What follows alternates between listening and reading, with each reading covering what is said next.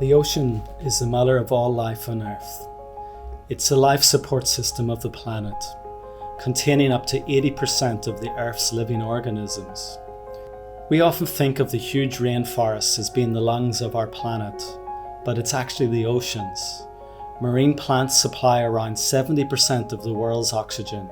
The ocean, along with the ice sheets, act as global air conditioners, transferring heat from the equator to the poles, regulating our climate and weather patterns.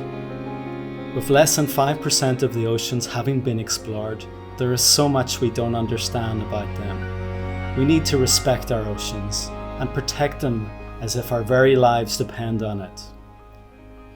Because they do. I'm from Belfast, Northern Ireland. When I was growing up, we were going through kind of a war zone at the time. My aunt's sister won the Nobel Peace Prize and my father was one of the heads of the civil rights movement, so it was very natural for me to become an activist. I started working in advertising and I was quite disillusioned with my work. Often I'd be working on big brands that I just don't agree with their principles. After some time I went traveling, ended up in India learning yoga and meditation, but it was there that I kind of discovered that it's not advertising's fault. Advertising really is just consumer behavior psychology, and we can use that to do good. So I decided to get back into advertising, but to start to more focus on social and environmental issues. Where a company's more focused on doing good. Doing business, you're actually helping the environment, you're helping a cause, you're giving back. That kind of philosophy is what we're trying to push as Image Mill.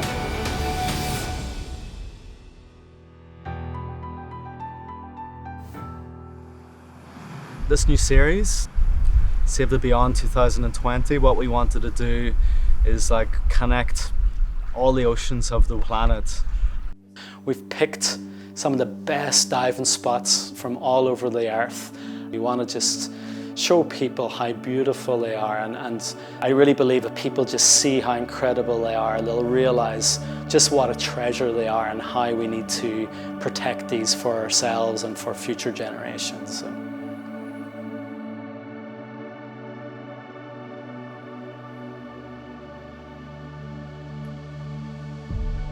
Wow, where are you? Great background. Tell us a little bit about how you got to this area.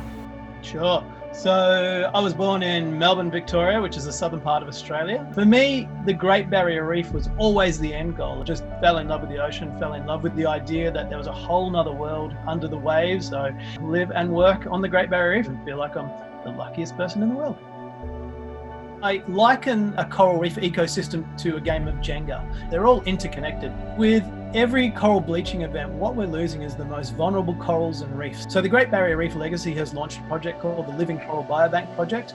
We're aiming to collect all living species of corals on the planet and keep them in a special holding facility here in Australia. And the reason for doing that is, we can maintain a living genetic stock of corals and their symbiotic algae and bacteria. We're taking advantage of corals' natural ability to kind of live forever. They don't have programmed cell death, and they're trying to look at how to restore and recover big sections of coral reefs. In the background, we're collecting the biodiversity of corals for long term, so we can rebuild reefs if coral species go missing. But we are looking at local restoration efforts. We're installing an artificial reef system locally here off Port Douglas that looks at helping the natural system recover quicker from bleaching impacts. We need to make sure coral reefs survive. It's not too late. We do have an opportunity right now to do something, but we need to take it. So when I saw the Great Barrier Reef on the watch dial, Dean came straight to mind. Last year on the boat, Dean came along as our underwater cameraman. I was really surprised to hear about his PhD in reef management and his environmental projects he's working on. So Ben has a unique story of a man who risks everything to explore the outer edges of our ocean. A world record holder, deep sea diver, whose mission is to bring these unexplored areas to the world.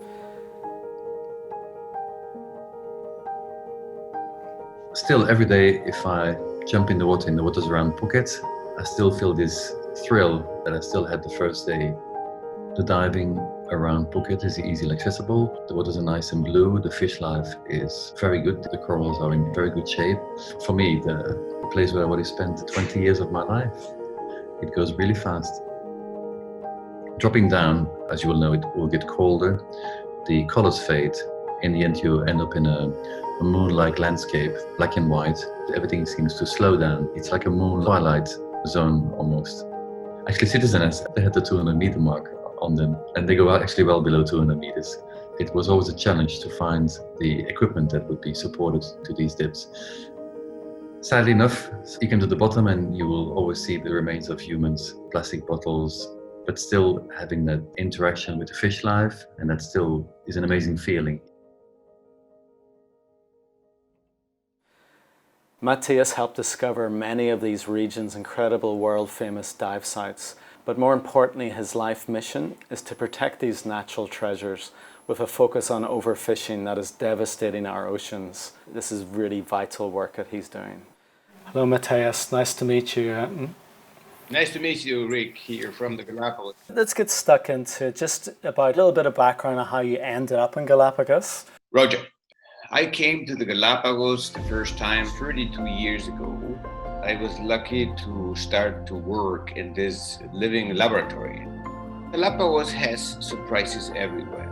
We have the marine iguana, only iguanas that are diving down sometimes to 60 feet. We really have a lot of cleaning stations here. So one of the most famous are the cleaning station of the hammerhead sharks. What is interesting to mention that a lot of female hammerhead sharks are coming in because they are having more problems with the skin because of the mating activity. The male bites into the neck of the females.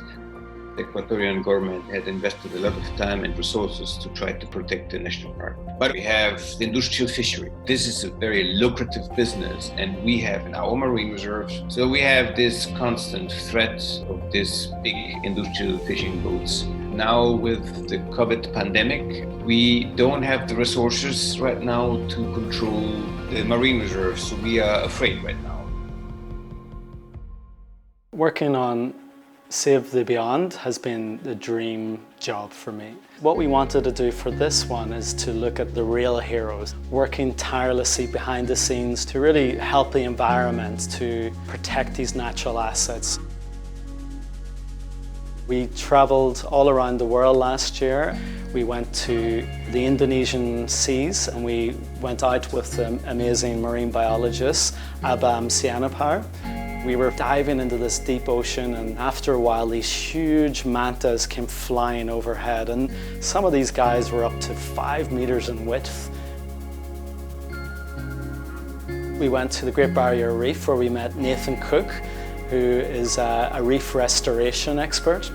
What struck me most was how devastated the Great Barrier Reef has become. We literally couldn't find a big patch that wasn't impacted by coral bleaching. Also, we met Charlie Vernon. He discovered and named up to 20% of all the known corals in the world. His love and his passion for coral is it's so inspiring. And Greg Asner, he has made an aeroplane that's kitted out with lasers and all sorts of technology, and he can literally film over a rainforest and map it in 3D real time.